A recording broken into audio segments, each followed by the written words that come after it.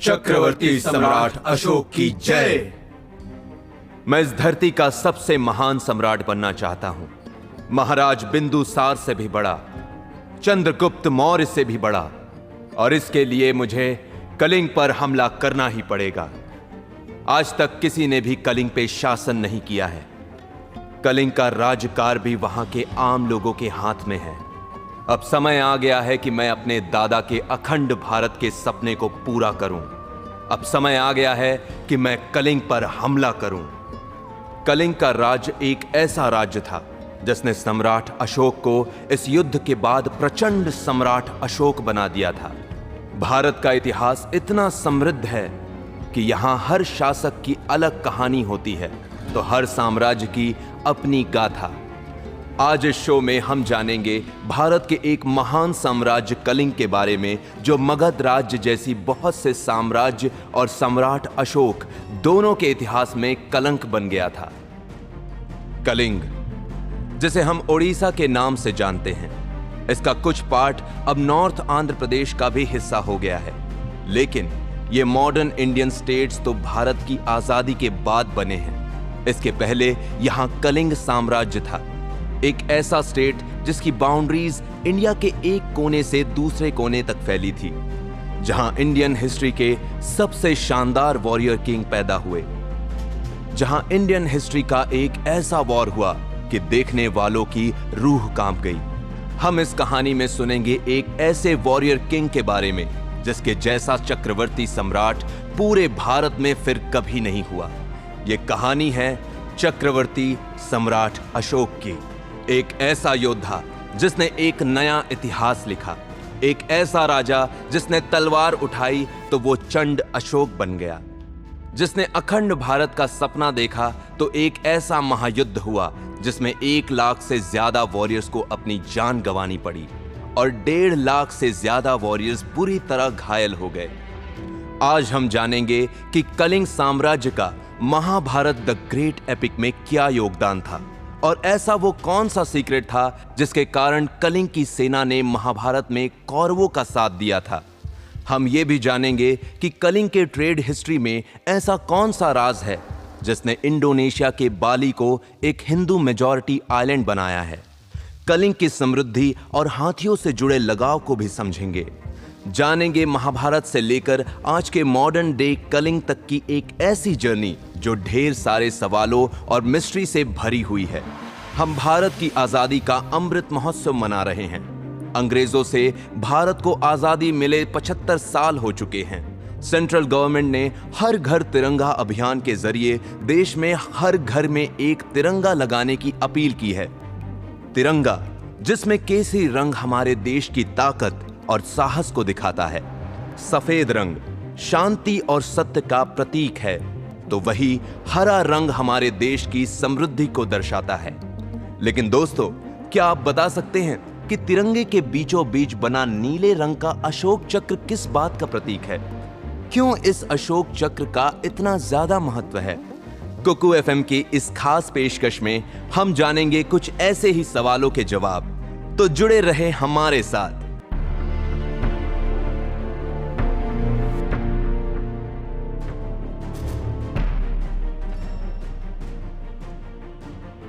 Human civilisation के सबसे पुराने राज्य में से एक कलिंग ने अपने सैकड़ों साल की हिस्ट्री में कई महान राजा और महायुद्ध देखे।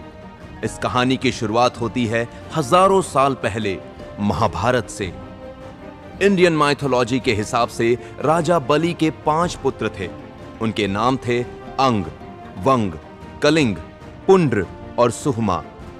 इन्हीं बेटों के नाम से आगे 5 राजवंश चले।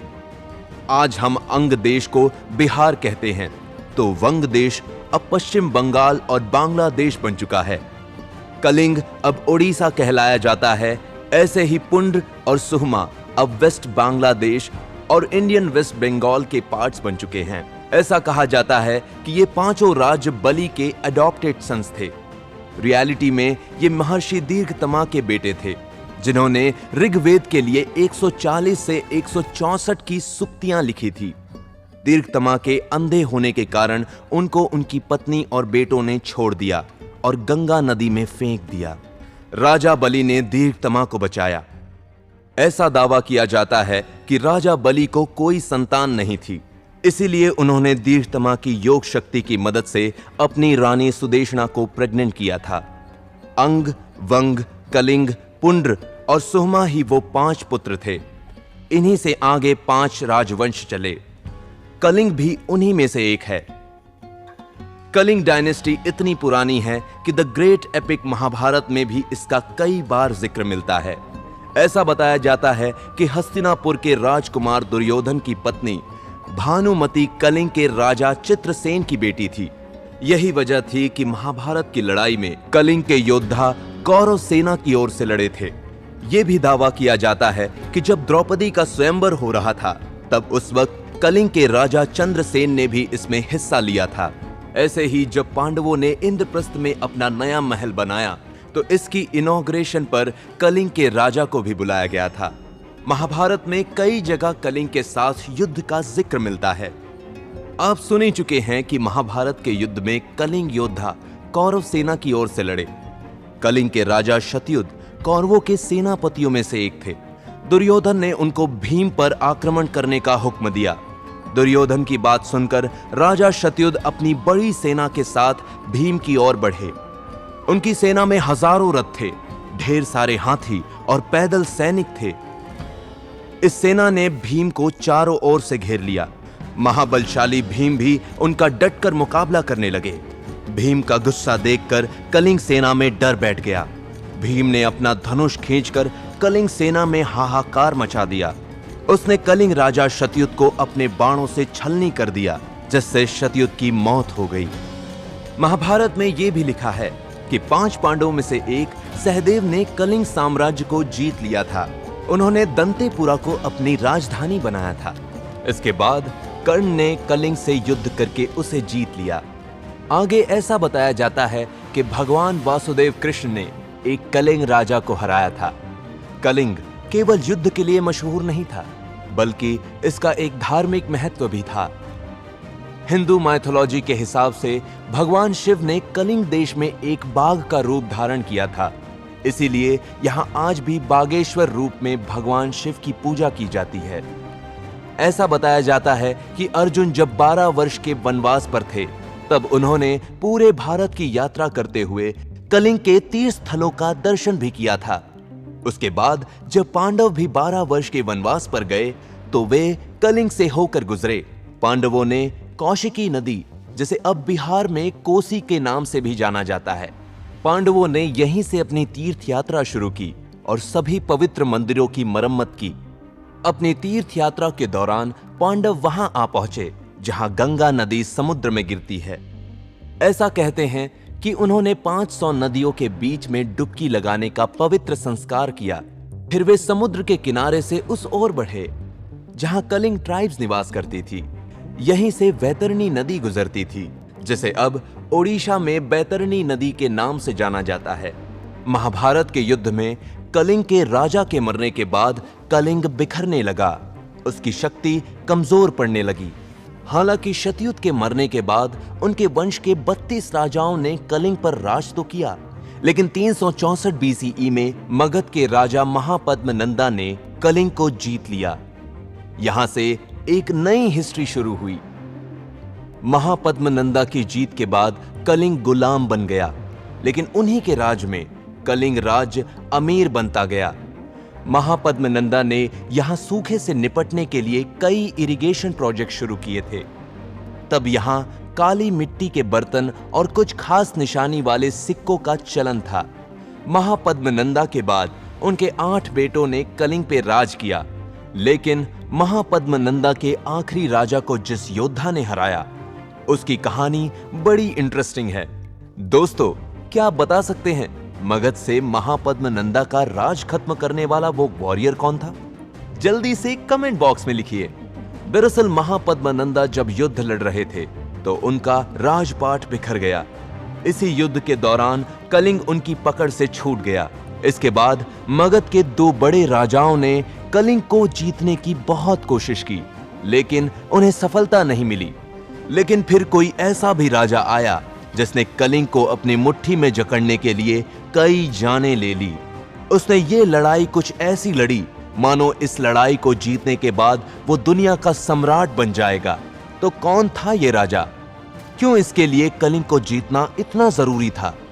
कलिंग में ऐसी क्या खास बात थी? इन सारे सवालों के जवाब जानने के लिए आपको सुनना होगा हमारा अगला एपिसोड।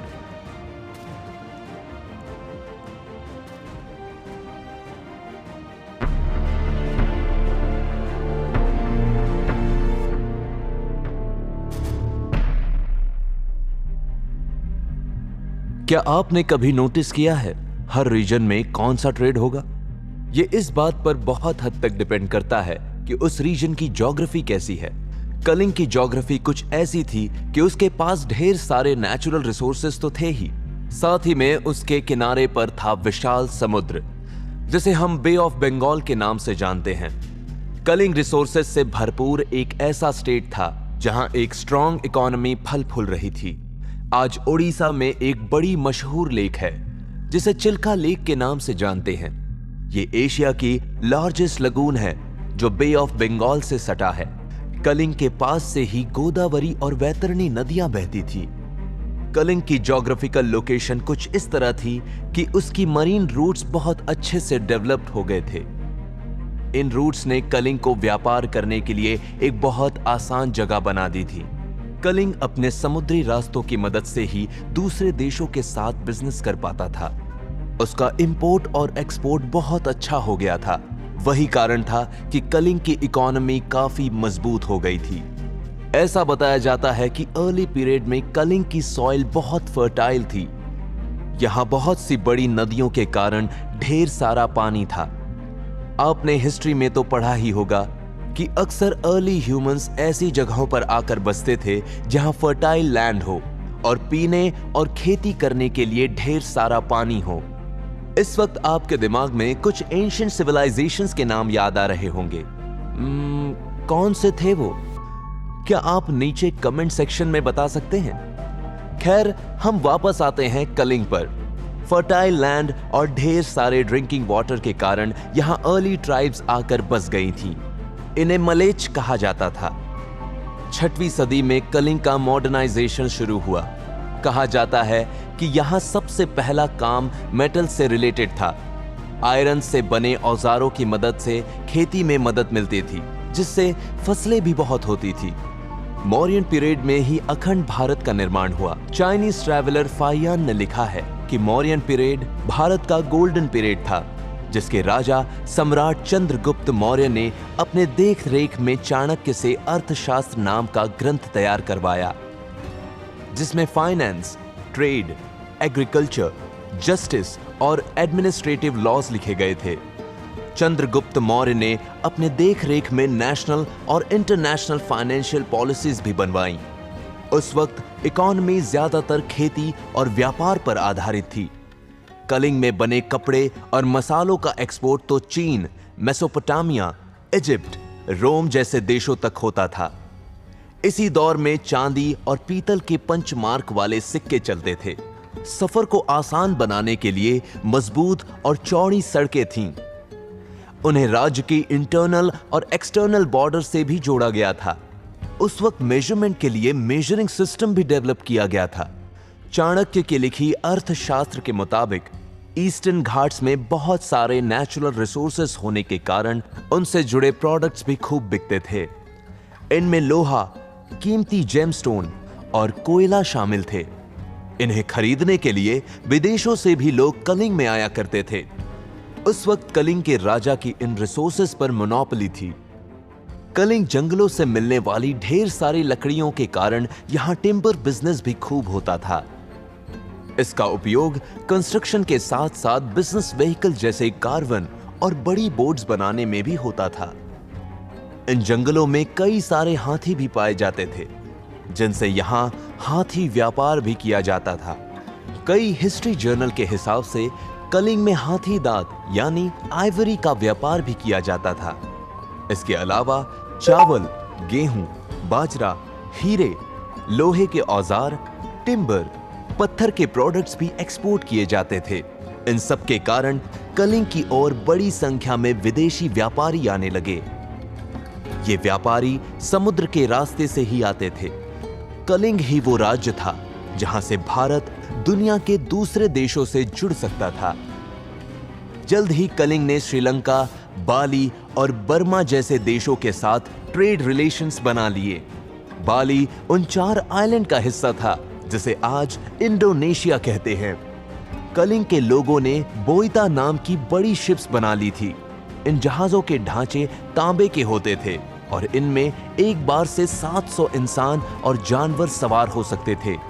इंटरेस्टिंगली, कभी बे ऑफ बंगाल को कलिंग सागर भी कहा जाता था, क्योंकि उस वक्त बे ऑफ बंगाल कलिंग के इन जहाजों से भरा होता था।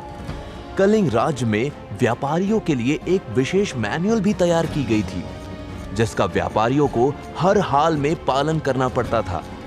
इन नियमों को तोड़ने वाले व्यापारियों को सजा और भारी जुर्माना भी चुकाना पड़ता था। समुद्री मार्गों पर कलिंग के डोमिनेंस को इस बात से समझा जा सकता है कि कालिदास ने अपने रघुवंश नामक रचना में कलिंग के राजा को समुद्र का देवता कहा है। जैसे जैसे कलिंग अमीर होता गया, यहाँ रिलीजियस लाइफस्टाइल भी बढ़ने लगी। आप नोटिस कीजिए कि हिस्ट्री में जो भी राज्य अमीर होते थे, वहां बड़े बड़े मंदिर, मस्जिद या दूसरे रिलीजियस प्लेसेस डेवलप हुई हैं। ऐसे राज्यों में खूब हवन पूजन होता है, दान धर्म होता है। राजा से मदद मांगने लोग दूर दूर से पहुंचते हैं।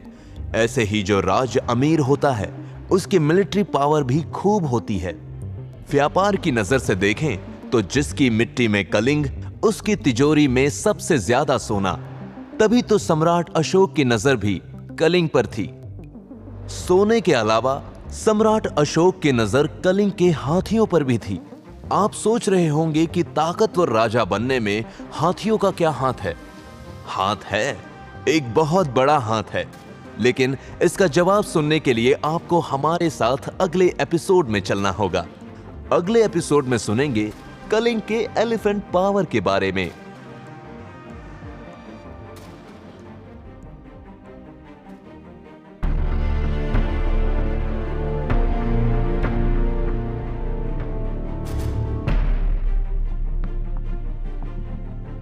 चलिए इस एपिसोड की शुरुआत हम एक सवाल के साथ करते हैं। क्या आप बता सकते हैं कि ह्यूमन सिविलाइजेशन में सबसे पुराना ऐसा कौन सा जानवर है जिसे पालकर हम इंसानों ने अपने कई मुश्किल काम आसान कर लिए हैं? सोचिए सोचिए। चलिए मैं ही बता देता हूं। वो जानवर है हाथी, जिसका जिक्र हमारे एंशिएंट पुराणों में भी मिलता है। हिंदू माइथोलॉजी के हिसाब से भगवान शिव ने जब अपने पुत्र श्री गणेश का सिर काटा, तो अपनी गलती सुधारने के लिए गणेश जी को एक हाथी का ही सिर काटकर जोड़ा गया। इसके अलावा महाभारत वॉर में भी हाथियों का एक मेजर मेंशन मिलता है। हजारों साल पुरानी ये स्पीशीज आज भी हमारे साथ है। जैसा कि आपने पिछले एपिसोड में सुना कि कलिंग नेचुरल रिसोर्सेज से संपन्न राज्य था। कलिंग के घने जंगलों में बड़ी संख्या में हाथी पाए जाते थे। ऐसा बताया जाता है कि भारत में हाथियों को पालने की शुरुआत हड़प्पन सिविलाइजेशन से ही हो चुकी थी। कई एंशिएंट रॉक पेंटिंग्स में भी हाथी नजर आते हैं। ऐसा अंदाजा लगाया जाता है कि 6000 BCE से ही इंसानों ने हाथियों को पालना शुरू कर दिया था। मौर्यन पीरियड में हाथी बहुत महत्वपूर्ण थे।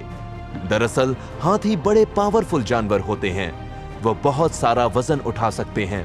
उनकी ताकत इतनी होती है कि उन्हें ट्रेन किया जाए तो युद्ध में दुश्मन के छक्के छुड़ा सकते हैं।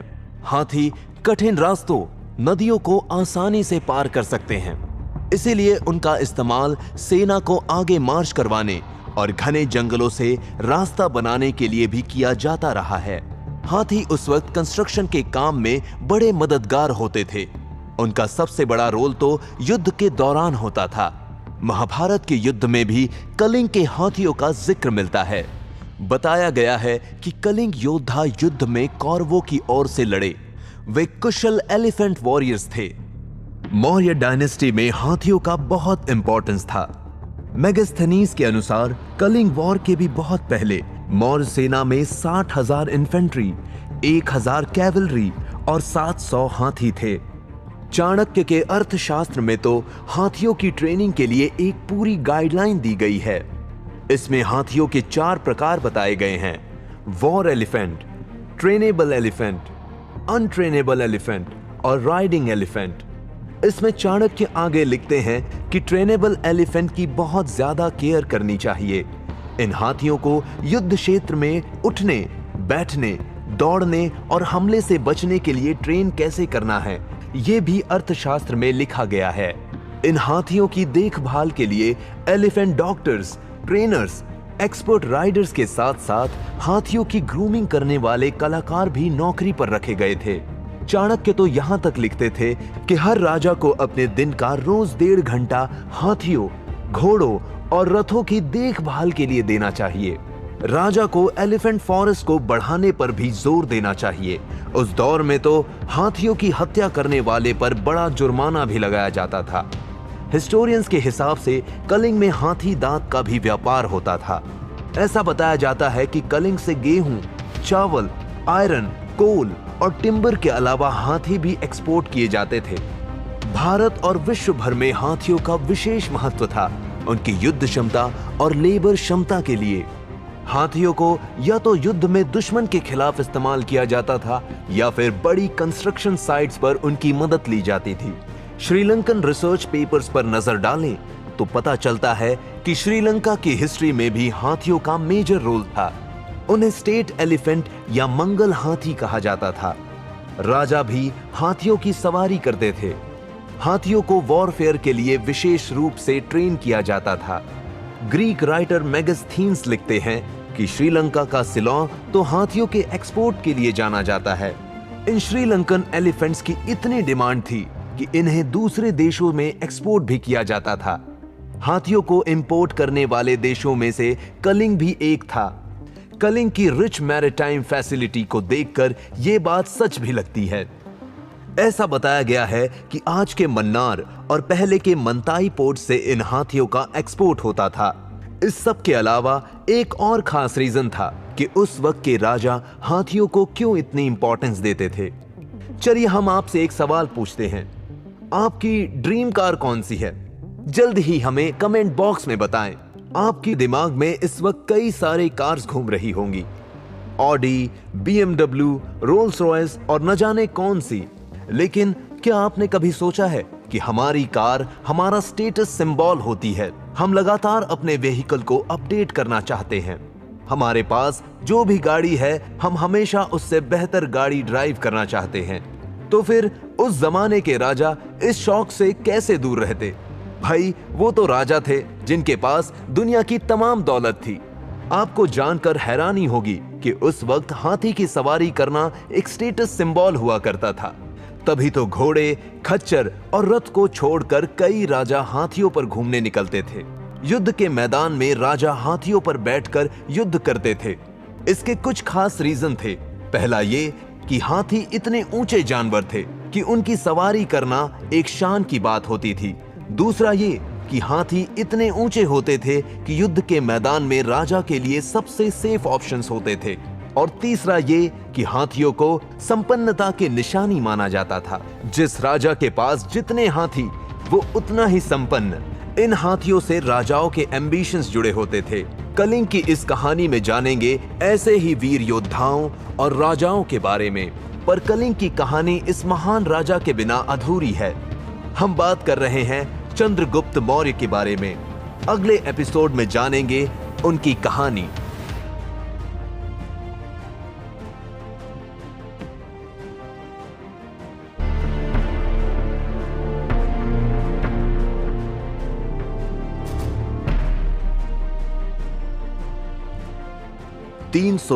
BCE में एक ऐसी घटना हुई जिसने इंडियन हिस्ट्री में एक नया चैप्टर ही नहीं जोड़ा बल्कि एक नई हिस्ट्री लिख दी।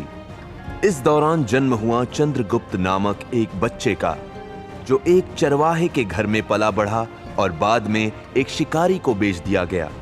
चंद्रगुप्त के बर्थ को लेकर अलग अलग हिस्टोरियंस की अलग अलग थ्योरी है। पहली ये कि मगध राज धनानंद की एक पत्नी का नाम मूरा था, जिनसे चंद्रगुप्त का जन्म हुआ। मूरा का पुत्र होने के कारण ही वो मौर्य कहलाया।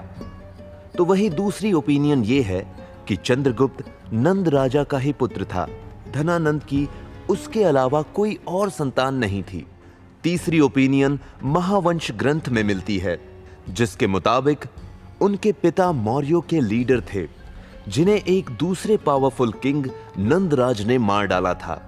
इस वक्त मौर्यों की रानी प्रेग्नेंट थीं। वो किसी तरह जान बचाकर पाटलिपुत्र चली गई। अपने राजवंश को छुपाने के लिए वे लोग मोर पालने का व्यवसाय करने लगे।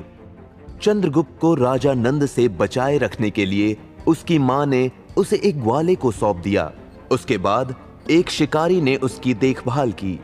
इस प्रकार चंद्रगुप्त का बचपन मोर पालने वालों, शिकारियों और चरवाहों के बीच बीता। ऐसा बताया जाता है कि वो एक दिन अपने दोस्तों के साथ जानवर चरा रहा था। इस दौरान वे राज दरबार का एक खेल खेलने लगे, जिसमें चंद्रगुप्त राजा बने। चंद्रगुप्त के तौर तरीकों से चाणक्य बहुत इंप्रेस हुए। उन्होंने चंद्रगुप्त को उसके संरक्षक ग्वाले से उसे खरीद लिया और अपने साथ तक्षशिला ले जाकर शास्त्र और हथियारों की ट्रेनिंग दिलवाई। चाणक्य ने नंद वंश के सर्वनाश की प्रतिज्ञा ले रखी थी।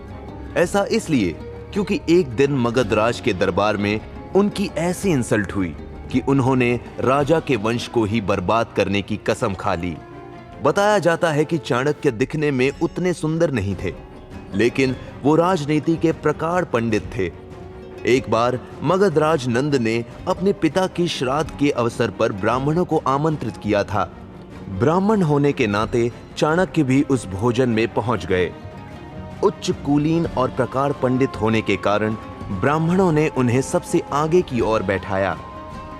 भोज चल ही रहा था, तभी मगधराज नंद वहां आया।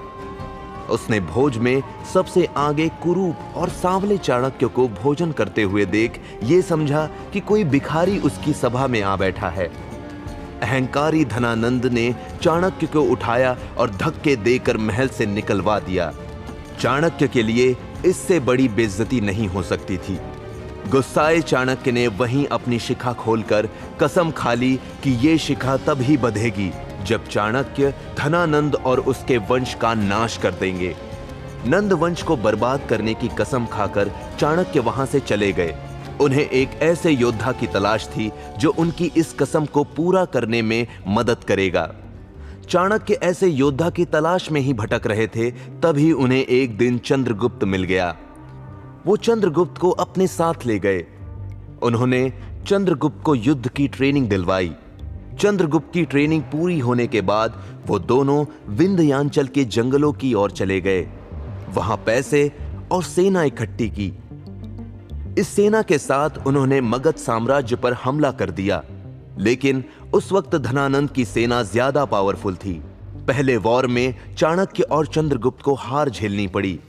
दोनों वहां से जान बचाकर भागे, लेकिन अपना टारगेट हासिल करने के लिए वो दिन रात लगे रहे। इसी दौरान उन्हें पता चला कि सिकंदर झेलम नदी के पास डेरा डाले हुए है। चंद्रगुप्त सिकंदर के शिविर में पहुंचकर उससे मिला था। उसने मगध पर उसे आक्रमण करने के लिए भी उकसाया, पर उस समय सिकंदर ने चंद्रगुप्त की बात पर कोई ध्यान नहीं दिया।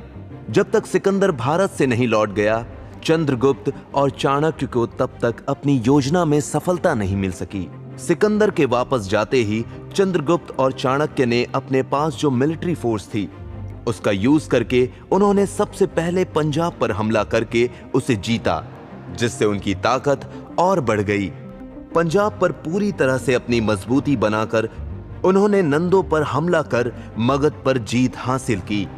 उस समय तक मगध की वो जनता जो धनानंद के अत्याचारों से पीड़ित और त्रस्त थी, वो भी चंद्रगुप्त के साथ आ गई थी। नंद के विरुद्ध पूरी तरह से विद्रोह हो गया। नंदराज धनानंद और उसके वंशज युद्ध में मारे गए। ऐसे चाणक्य ने अपनी प्रतिज्ञा पूरी की। उसने अपनी शिखा बांधी और 321 बीसीई में चंद्रगुप्त को मगध के सिंहासन पर बैठा दिया। सिकंदर की डेथ के बाद उसके सेनापति सेल्यूकस भारत लौटा। उसने सिकंदर के जीते हुए राज्यों पर अपना अधिकार बनाने के लिए अपनी विशाल सेना के साथ 305 बीसीई में फिर से इंडिया पर आक्रमण कर दिया।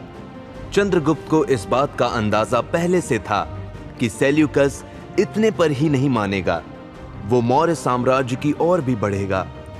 सेल्यूकस से हमले की अपेक्षा रखते हुए चंद्रगुप्त ने अपनी वेस्ट बाउंड्रीज पर सुरक्षा बढ़ा दी। चंद्रगुप्त ने यहां ढेर सारे वॉर एलिफेंट, सैनिक और बेस्ट फाइटर्स को तैनात कर रखा था। सेल्यूकस जैसे ही इस ओर बढ़ा, चंद्रगुप्त की इस विशाल सेना ने उसे सिंधु नदी के उस पार ही रोक दिया। चंद्रगुप्त ने आसपास के सभी राजाओं को अपने साथ मिला लिया था। यही कारण रहा कि सेल्यूकस को इस युद्ध में कहीं से भी सहायता नहीं मिल सकी। दोनों ओर की सेना के बीच जमकर युद्ध हुआ।